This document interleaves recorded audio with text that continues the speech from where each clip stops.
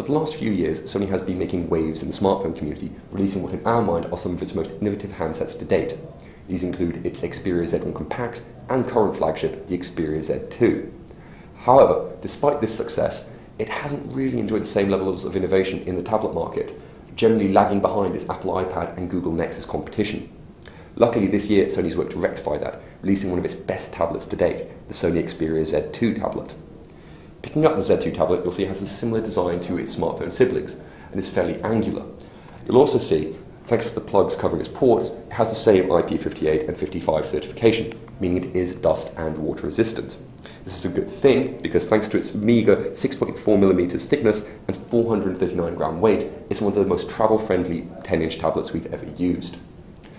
Powering it up, you'll see it has a 10.1-inch Full HD 224 pixel per inch density display. Now, while we're a little bit disappointed it didn't break the 300 pixel per inch density mark, we've got to say it is still wonderfully crisp and a pleasure to use. And the only real issue we've noticed with the Z2 tablet's display is that, as you can see here, it's a little bit prone to picking up stray light, which could be an issue for people who want to use it outdoors.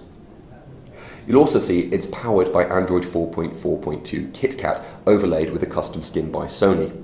Now, while we're not fans of custom skins, we've got to applaud Sony for not overloading the tablet with bloatware, and we would say this is one of the lightest ones we've seen, and in general isn't too difficult to use, meaning people shouldn't get lost if they know how to use Android already.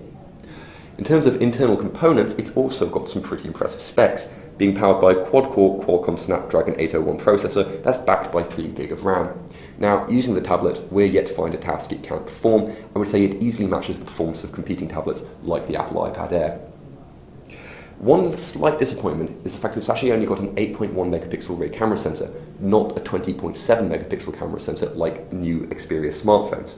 That said, compared to other tablets, we found images taken on it were still much better, though again, we're not fans of taking photos on tablets and wouldn't recommend it if you can get away with not having to. In terms of battery, it's powered by a 6000 mAh battery. Sony lists as having 13 hours multimedia use. And in general, we found Sony's claim rang true, and battery burning it by running a video stored on the device with the brightness set to automatic, it lasted about 9 to 10 hours. That said, with heavy use, we did manage to kill it a lot quicker, and it will struggle to go through 1 to 2 days use if you're using it constantly on the go, especially if you're taking advantage of its LTE connectivity. Costing £400, however, this is forgivable, and we would say this is one of the best value for money tablets currently available. I would thoroughly recommend anybody looking for a big form factor tablet check it out. I'm Alistair Stevenson, thanks for watching.